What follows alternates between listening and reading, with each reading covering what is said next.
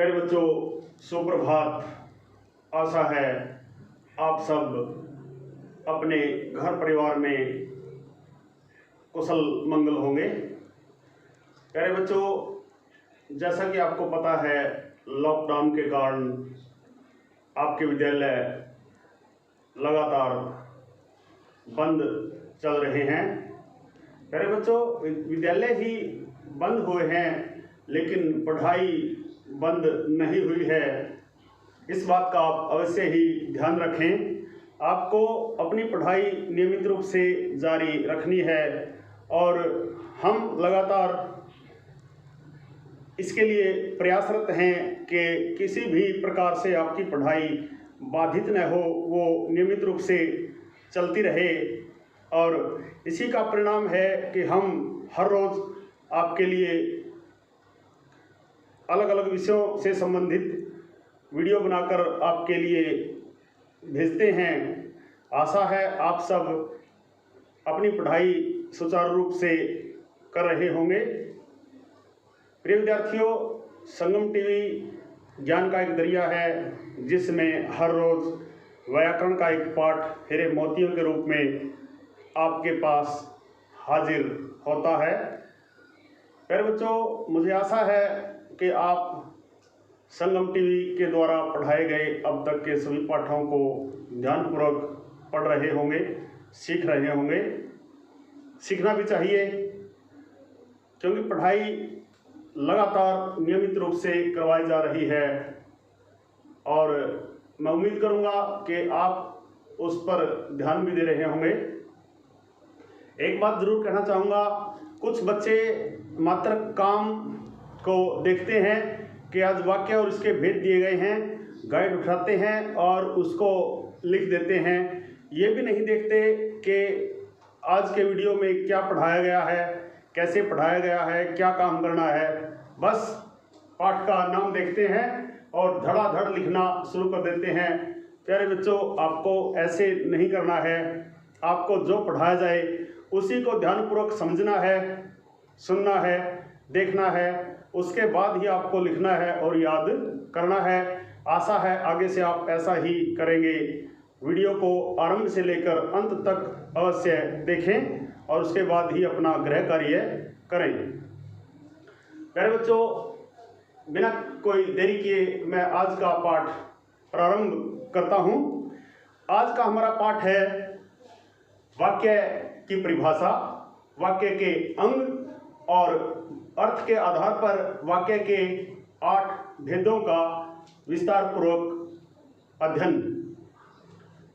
प्यारे बच्चों, पहला प्रश्न आता है, वाक्य किसे कहते हैं? उदाहरण सहित वर्णन करें। शब्दों के उस समूह को जिससे कहने वाले का अर्थ स्पष्ट हो जाए उसे वाक्य कहते हैं। जैसे राम खेलता है, मोहन पढ़ता है। अब ये 2 वाक्य हैं, दोनों वाक्यों का अर्थ हमें पूर्ण रूप से समझ आ रहा है कि राम खेल रहा है और मोहन पढ़ रहा है। इसके बाद वाक्य के कितने खंड होते हैं? प्रश्न इस प्रकार भी पूछा जा सकता है कि वाक्य के कितने अंग होते हैं? प्यारे बच्चों, वाक्य के मुख्य रूप से 2 अंग होते हैं। नंबर 1 उद्देश्य और नंबर 2 विधेय। अब उद्देश्य और विधेय की अलग अलग परिभाषाएं ध्यान से देखिए। उद्देश्य वाक्य में जिसके बारे में कुछ विधान किया जाए उसे उद्देश्य कहते हैं। आप इसको दूसरे शब्दों में इस प्रकार भी समझ सकते हैं, वाक्य में जिसके बारे में कुछ कहा जाए, वाक्य में जिसके बारे में कुछ बताया जाए उसे ही उद्देश्य कहते हैं। ठीक इसी प्रकार विधेय की परिभाषा देखिए। वाक्य में उद्देश्य के बारे में जो कुछ कहा जाता है उसे विधेय कहते हैं। वाक्य में उद्देश्य के बारे में जो कुछ कहा जाता है उसे विधेय कहते हैं। अब एक उदाहरण से दोनों को अलग अलग समझिए। जैसे गंगा हिमालय से निकलती है। अब इस वाक्य में गंगा के बारे में कुछ कहा गया है, गंगा के बारे में कुछ विधान किया गया है, गंगा के बारे में कुछ बताया गया है। इसलिए इस वाक्य में गंगा उद्देश्य है और उस उद्देश्य के बारे में अर्थात गंगा के बारे में जो कुछ कहा गया है, जो कुछ बताया गया है, जो कुछ विधान किया गया है वो विधेय है अर्थात हिमालय से निकलती है। इस वाक्य में गंगा उद्देश्य है और हिमालय से निकलती है विधेय है। इसी प्रकार सलोनी की माता जी सुंदर पकवान बनाती है।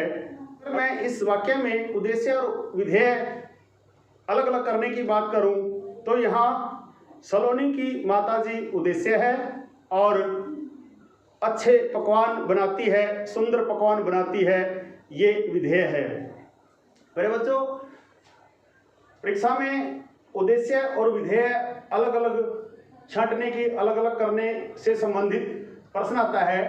आपको वाक्य दिए होंगे और उन वाक्यों में आपको उद्देश्य और विधेय अलग अलग करके लिखने होंगे। इस तरह से प्रश्न पूछे जाएंगे। जैसे मोहन पुस्तक पढ़ता है, इस वाक्य में उद्देश्य मोहन और पुस्तक पढ़ता है विधेय।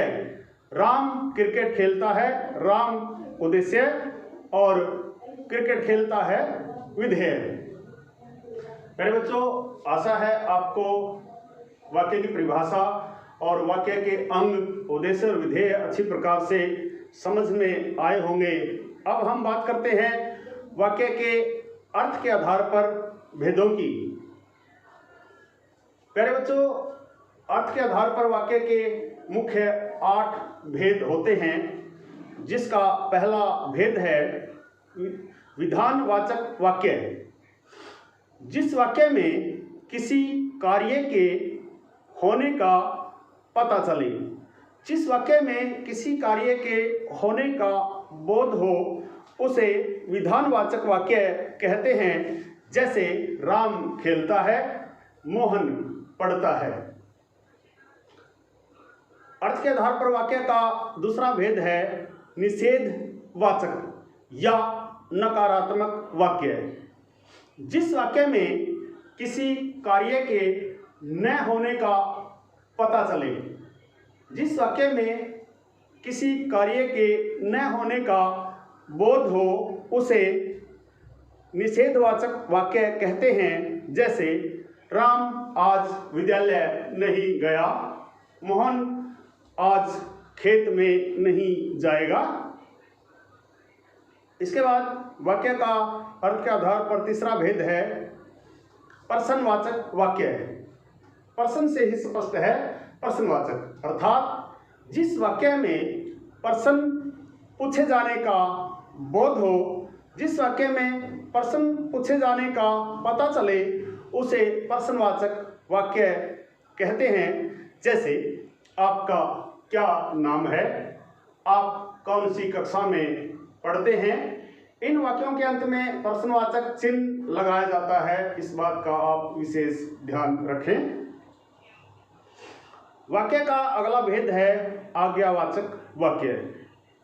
जिस वाक्य में आज्ञा लेने और देने का बोध हो, अर्थात जिस वाक्य में आज्ञा लेने और देने का पता चले, उसे आज्ञावाचक वाक्य कहते हैं। जैसे श्रीमान जी क्या मैं अंदर आऊं, या बच्चों अब आप घर चले जाएं, या मोहन पानी लेकर आओ।